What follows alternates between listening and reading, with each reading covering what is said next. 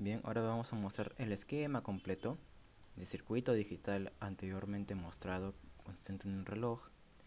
En el registro de desplazamiento acoplados a un motor paso a paso mediante transistores. Es lo que nos dice el paso 4. Conectar las salidas de registro de desplazamiento a las bases de 4 transistores BJT BD139, los cuales se encontrarán configurados en corte de saturación para la activación correcta de las bobinas de un motor paso a paso.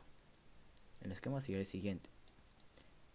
El motor paso a paso va a estar conectado a 4 transistores, pero estos tienen que ir conectados a resistencias, los cuales irán conectados a las salidas de registro de desplazamiento.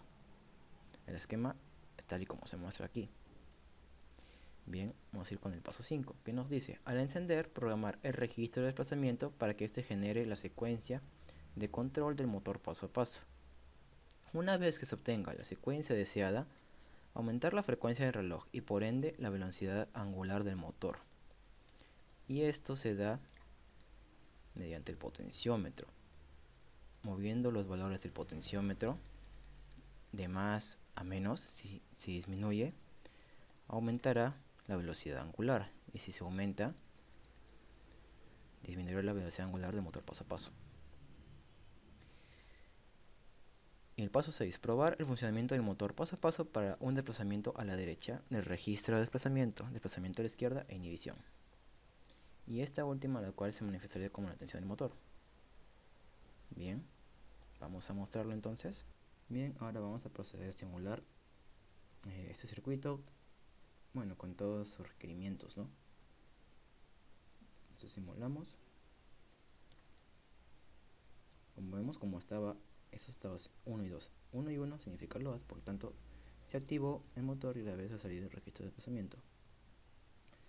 Si deseamos que girase, por ejemplo lo ponemos en 0 y 1, y las salidas desde Q3 hacia Q0 podemos ver de que van en este sentido, desde Q3 hacia Q0, lo cual indicaría en el motor este giro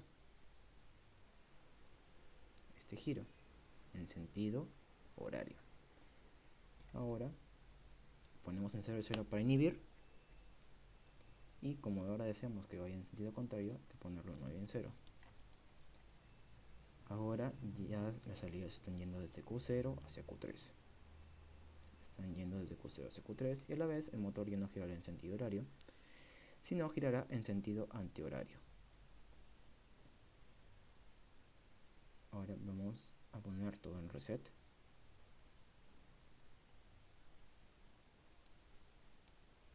Y nuevamente se activó la salida de registro de desplazamiento. Si deseamos que este motor gire con una mayor velocidad angular, lo que habría que hacer es poner el valor del potenciómetro a lo más mínimo. Vamos a colocarlo a lo más mínimo. De igual manera, 1 y 1 para que se cargue el registro de desplazamiento. Ahora vemos que se cargó de una manera mucho más rápida. Si ponemos, por ejemplo, nuevamente 0 y 1, hay que notar que la salida de este registro, los datos están yendo a una manera mucho más rápida. Igualmente el motor está girando, pero ahora está girando en sentido horario, pero de una manera tan rápida, ¿no? Incluso que no se puede apreciar de manera apropiada. Entonces ahora ponemos 0 y 0 para inhibir,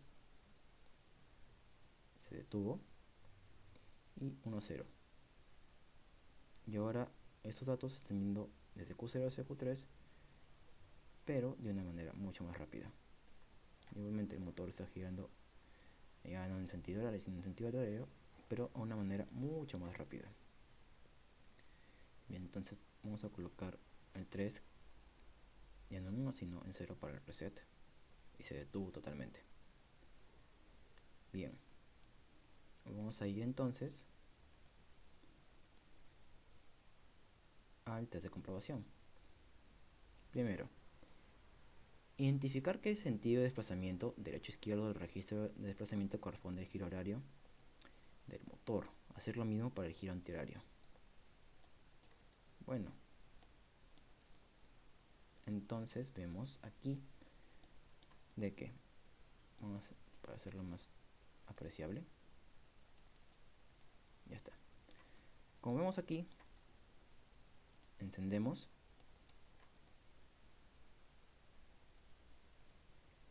Y ahora sí, se puso en load. El 0 y 1 corresponden a que está avanzando hacia la derecha, lo cual indica un sentido horario.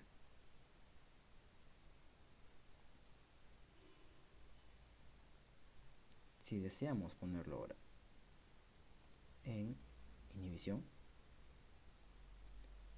y en 1,0 está yendo hacia la izquierda, lo cual indica un sentido antihorario. Bien, eso es justo lo que nos pide, ¿no? Entonces ya identificamos el sentido. ¿Y esta relación podría cambiar? Sí. Si se cambiaran, bueno, las entradas de este transistor, es decir, las conexiones, si se cambiaran, podría cambiarse el orden, si es posible. Entonces, bueno, esa es la primera pregunta. ¿Cuál es la diferencia entre la detención de motor paso a paso por inhibición del reloj o por simple reseteo? Bien, vamos a poner antes que nada en load. Ya está.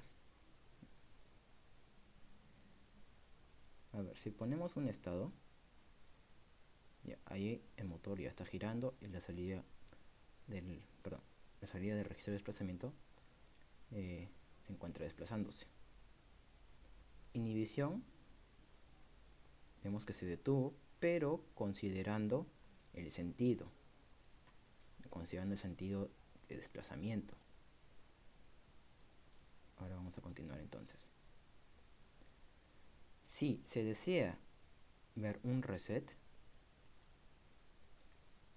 se puede decir que ahora las salidas no se encuentran activas, no se encuentran bajo ningún estado, ni para derecha ni para izquierda.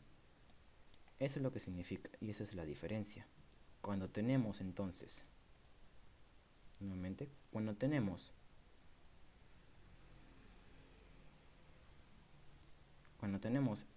en inhibición, se mantiene el sentido de desplazamiento, pero si ponemos reset, ya no. Esa es la diferencia. Bien, entonces esa es la segunda pregunta de la guía de aprendizaje. Y por último, ¿existe alguna diferencia cuando el circuito de potencia de transistores, bueno, y el motor, no comparte la misma tierra que el circuito digital y el registro, y el circuito digital que consiste en el reloj y el registro? Entonces, bueno, la diferencia sería en que a veces este circuito, bueno, el circuito de potencia, al utilizar un motor, mantiene ruido, una especie de ruido. Y al utilizar la misma referencia que el registro de desplazamiento, a veces puede confundirse, podría decir, estos datos, lo cual, bueno, ya generaría que todas estas entradas se vuelvan ceros. Esa salida del registro de desplazamiento. Entonces, es lo que pasaría, ¿no? Para esto usualmente se suele utilizar lo que es un capacitor para que se elimine ese ruido que se genera por este motor, por este circuito de potencia en general. Bien, entonces eso sería la guía de aprendizaje. Bueno, muchas gracias por su atención.